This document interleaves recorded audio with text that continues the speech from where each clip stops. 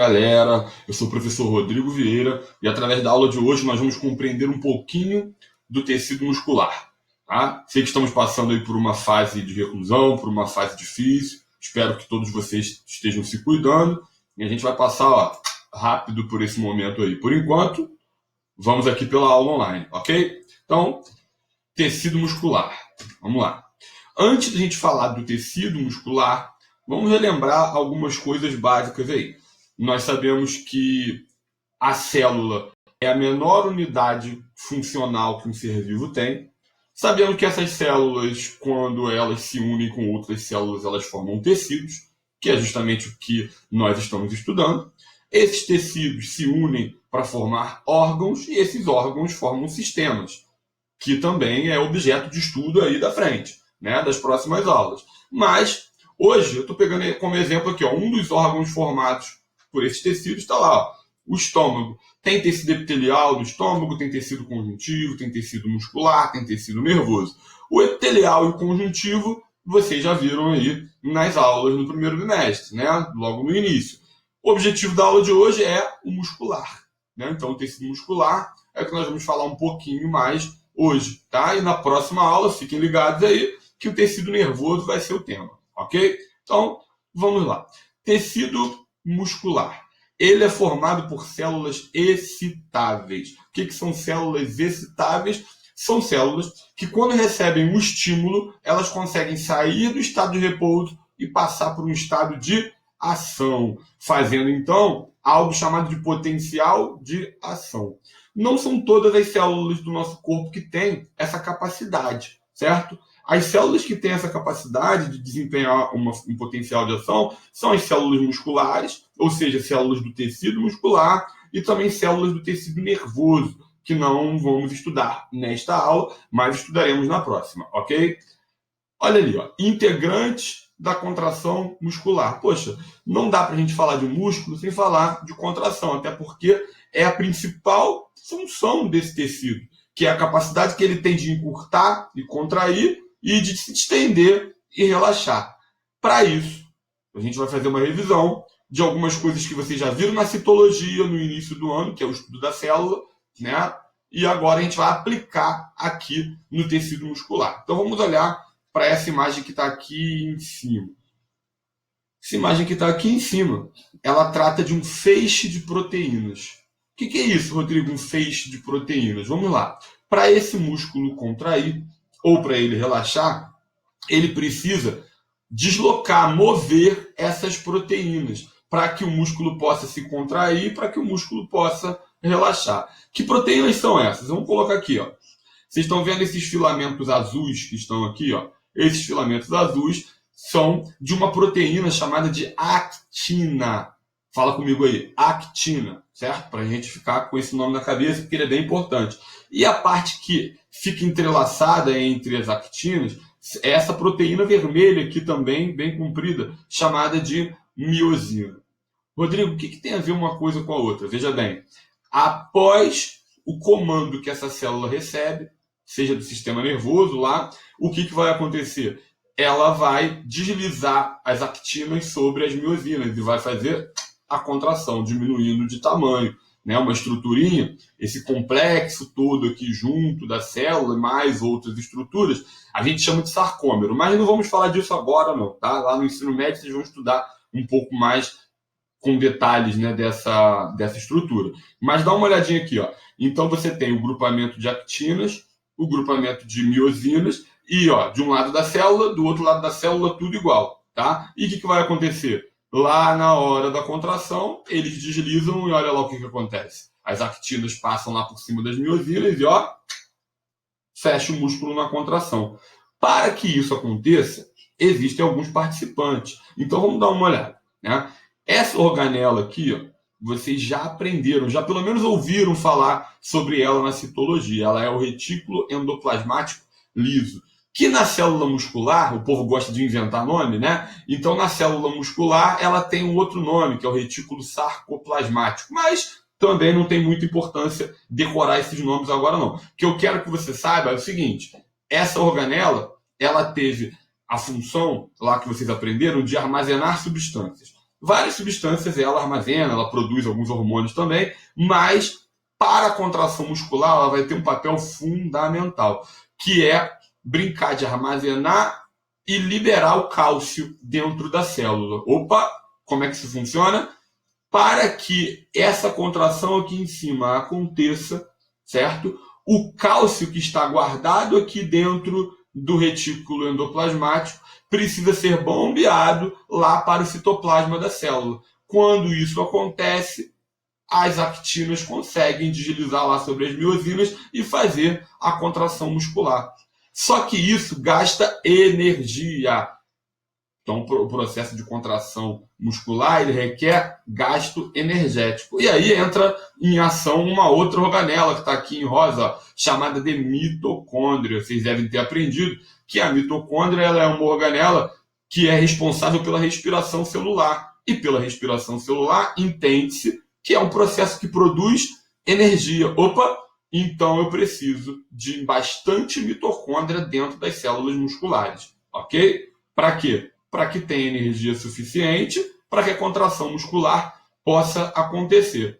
Bom, somado a isso, eu estou colocando aqui uma imagenzinha, tá, de um músculo recebendo vasos sanguíneos, tá vendo? Vasos sanguíneos chegando nesse músculo, saindo desse músculo. Óbvio, se ele gasta energia, ele precisa de suporte de quê? De nutrientes e de oxigênio. Quem é que dá isso para o músculo? O sangue.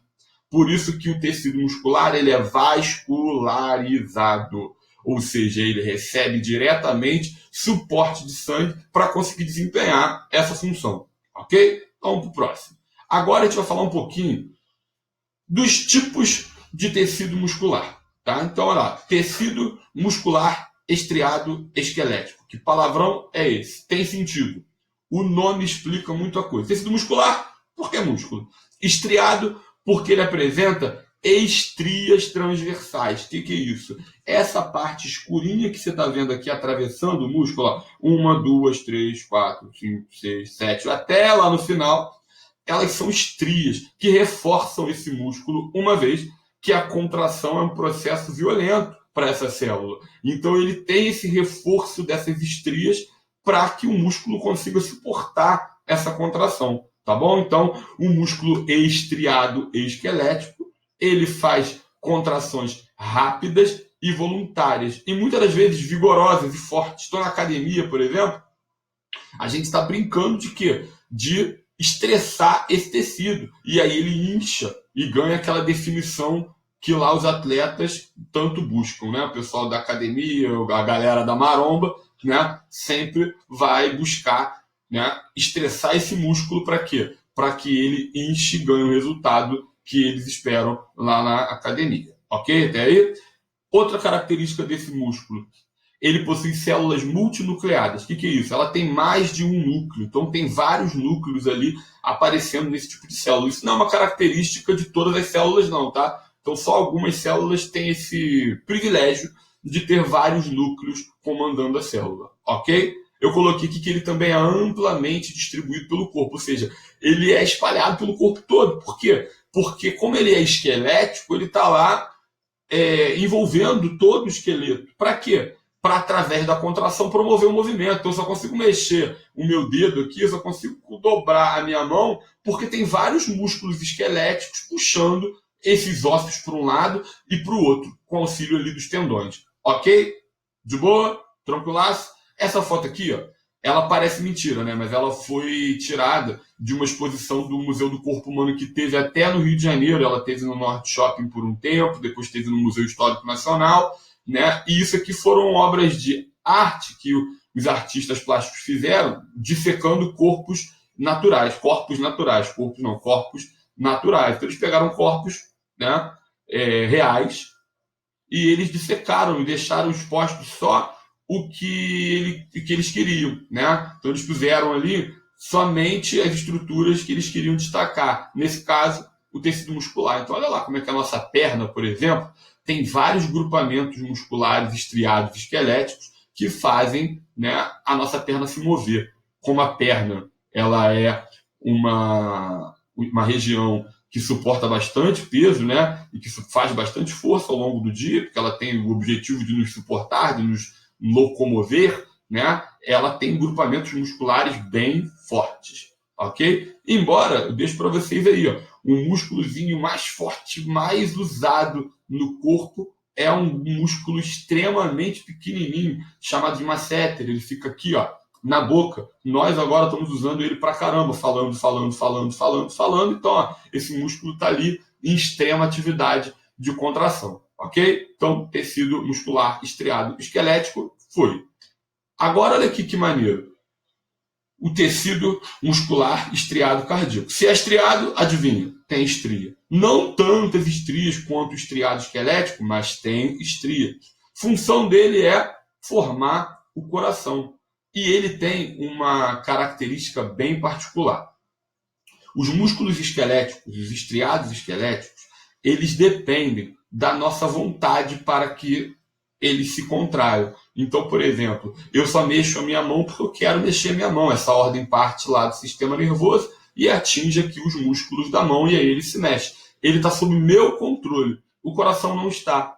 O coração ele é todo músculo ali, tá vendo? Só que você não controla o teu coração diretamente. Graças a Deus, né? Que bom. Imagina se a gente esquecesse de bater o coração, de contrair o coração, morria todo mundo. Então, ele desempenha essa função sozinho. Ele não depende do sistema nervoso, que eu estou colocando aqui a sigla SN, para que ele se contraia. É por isso que vocês já devem ter escutado falar, né, nas reportagens, nas televisões aí da vida, que uma pessoa pode ter a morte cerebral dela decretada, ou seja, ela não tem mais atividade nenhuma cerebral, mas se por aparelhos ela se mantiver respirando, o coração continua batendo. Ou seja, o coração continua desempenhando a atividade de contração. Por quê? Porque quem faz essa contração é a própria célula muscular. Ou seja, o próprio coração consegue fazer potencial de ação através de atividade elétrica que acontece dentro dele. Por isso que tem um examezinho aí chamado de eletrocardiograma,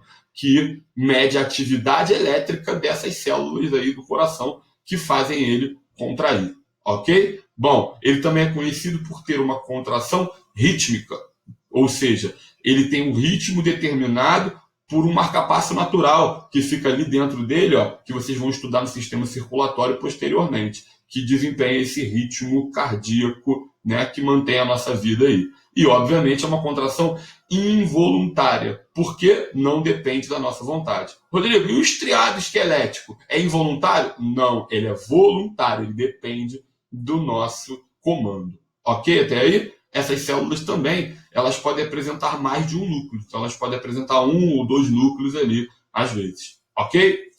Último tecido que a gente vai aprender é o liso. Ele é chamado de liso porque ele não apresenta estria. Também a contração dele não é tão vigorosa, tão forte quanto aos outros músculos que nós aprendemos, como, por exemplo, o estriado esquelético, que faz uma contração extremamente forte. Eles apresentam um núcleo só, não apresentam estrias. Contração deles é lenta e também é involuntária, ou seja, não depende da nossa vontade, mas depende do sistema nervoso que faz sozinho, né, esse comando de contração. Mas aonde que ele contrai? Onde que esse músculo desempenha a função dele? Lá no estômago, no esôfago, nos intestinos, na parede dos vasos sanguíneos, né? Então, quando você coloca lá a mão aqui, ó, esse dedo, ó, aqui, ó,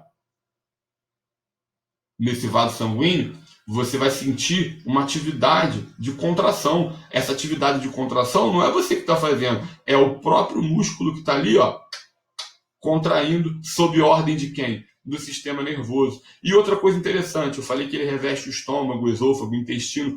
É muito fácil a gente entender quando nós estamos comendo, né, que o alimento ele desce aqui, ó, da boca para o estômago. Claro, a gravidade ajuda, né, para descer, todo santo ajuda. E depois? Como é que ele percorre o intestino todo até ser eliminado lá nas fezes? Por contração, existe uma onda de contração involuntária, né, nesse músculo, que vai, ó, empurrando o alimento ao longo do tubo digestório. Como essa imagem aqui agora está mostrando, olha lá, ó, o alimento em amarelo sendo propelido ali, ó, para baixo, sem a nossa vontade, né, sem o nosso controle, mas é o sistema nervoso autônomo que está lá, ó, fazendo esse comando aí. Vocês vão aprender isso melhor na aula de sistema digestório, né? Mas esse movimento de contração involuntária do músculo liso aí nos intestinos é chamado de movimento peristáltico ou simplesmente peristalse.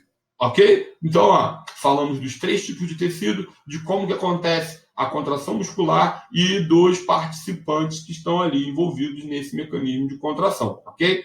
Agora, resta a gente treinar um pouquinho aí. Então, tá ali, praticando e relembrando. Vou colocar um exercício que está aí, no livrinho de vocês. Olha lá, considere os tipos de fibras musculares e as ações a seguir. Aí tá ali, 1 para cardíaca, 2 para estriada, 3 para lisa. E ele quer que você relacione os números com as letras aqui embaixo. Depois assinale a questão lá embaixo, da resposta correta. Olha lá. Vamos pegar aqui, por exemplo, 1. Cardíaco. Cardíaco tem contração voluntária? Não. Então a letra B não pode estar associada ao cardíaco. Cardíaco tem contração lenta? Também não, porque o coração consegue fazer o quê? Uma contração rápida. Então o cardíaco está associado à letra C, aqui, contração involuntária e rápida. Então, o 1 com a letra C, certo? O estriado esquelético, olha lá, aqui ele botou só estriado, é contração voluntária. Então só pode estar associado à letra B, voluntária e, em geral, vigorosa, ou seja, forte. Né? E aí a resposta já está feita, olha lá. Se você aí marcou a letra E, acertou a questão, ok? Vamos partir para o outro exercício aqui, tá? No tecido muscular, o processo de contração resulta, dentre outros fatores, da participação de 2 proteínas, denominadas, e aí agora? A gente já falou delas. Pausa o vídeo aí agora para você pensar um pouquinho e marcar aí a questão, porque eu vou dizer a resposta. Então, 1, 2, 3 e... Se marcou actina e miosina, acertou a questão. Galera, aguardem a próxima aula e vamos fazer os exercícios do livro para botar esse conteúdo aí em prática. Fique com Deus, beijão.